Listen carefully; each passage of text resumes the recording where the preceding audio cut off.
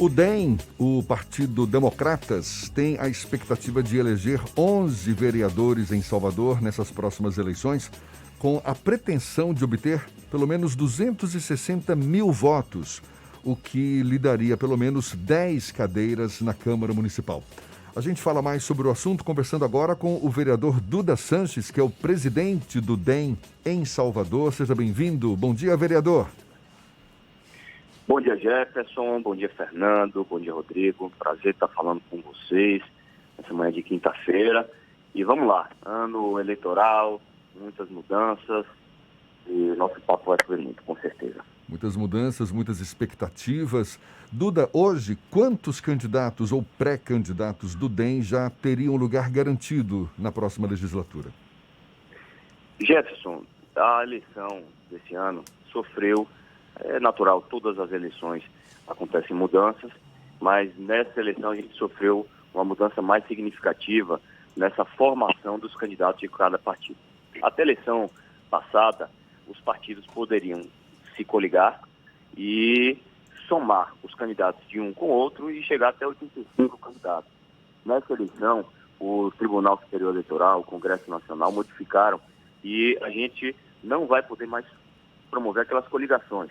Elas acontecerão quando forem nas coligações para majoritária, para prefeito, governador, senador e presidente, mas no legislativo, tanto para deputados quanto para vereadores, não haverá mais. Ou seja, os 85 candidatos de cada coligação, eles não poderão ter esse número todo, serão 65, e apenas o seu partido poderá indicar. Então, houve uma grande corrida em busca dos partidos para que as pessoas se adequassem aos partidos que mais são o seu perfil, e o Democratas, naturalmente, já compôs toda a sua chapa dos 65 necessários, ou melhor, o máximo de 65, com toda a composição de quantidade de mulheres, que é obrigatória pela legislação, e naturalmente por ser um partido onde o prefeito Assemineto é o partido nacional, o presidente nacional do partido, onde tem feito uma gestão elogiada, isso fez com que atraísse muitas pessoas a nos procurassem, sendo o Democratas o partido em que mais filiou pessoas novos, que tem mais novos filiados nesse ano 2020. O senhor prefere não arriscar um palpite, então, sobre quantos candidatos ou pré-candidatos já teriam lugar garantido na Câmara Municipal de Salvador? Jefferson, pré-candidatos eu posso arriscar que nós teremos o número máximo de 65. Teremos sim. Nós nos organizamos, contamos com inclusive a desistência de alguns deles, não especificamente alguns casos, mas sabemos que temos que ter uma margem acima. E a pandemia veio, mostrou que muita gente pode desistir e ainda assim nós sairemos sem sombra de dúvida com os 65 candidatos, que é a cota máxima de pessoas que podem disputar por um partido. Então, mas em relação a nomes com mais poder de eleição, existe um grupo de candidatos ou pré-candidatos com mais chances de eleição, vereador? Jefferson, é claro que em condições normais de temperatura e pressão, a gente faz uma estimativa. É óbvio que eu costumo dizer, para alguém entrar, outra pessoa tem que sair. São 43 vagas. E ninguém que tem mandato, ninguém que desempenhou um papel durante 4 anos, espera que vá sair. Mas não tenha dúvida, muitas pessoas, a gente pode aqui listar uma infinita lista de nomes, pessoas que superaram as expectativas, que ninguém acreditava e que chegaram lá. O Democratas também tem nomes dessa forma. Temos candidatos vereadores com muita força, temos outros candidatos que vão surpreender tendo mandato ou não, e a gente sabe que a política é uma caixinha de surpresas. O que eu posso te dizer é que todos estão devidamente preparados, muitos candidatos, não só os que têm mandato, eles já vieram testados de outras eleições, outros não vieram, só que tem um poder grande nas redes sociais, tem um trabalho consolidado em um momento como esse, Jefferson, que a gente não vai poder sair às ruas normalmente, fazendo aquelas caminhadas com dezenas, centenas de pessoas, como sempre existiu. Quem, por exemplo, fala-se muito, Jefferson, que quem tem um grande apelo na mídia digital, nas redes sociais, vai levar vantagem em razão do outro. Nós temos vários candidatos que não têm mandato, mas que têm um apelo nas redes sociais. Isso é muito importante nesse momento e talvez leve vantagem diante de pessoas que têm um mandato. Então, nunca se falou de política em um momento tão adverso. A gente viu que ontem o TSE aboliu para essa eleição a impressão digital, a biometria, o que tinha sido um sucesso na busca por um processo mais transparente na eleição passada. Nessa eleição já não vai ter. As caminhadas e aglomerações, e com toda certeza não poderão acontecer ainda em Salvador com aquela proporção que a gente via.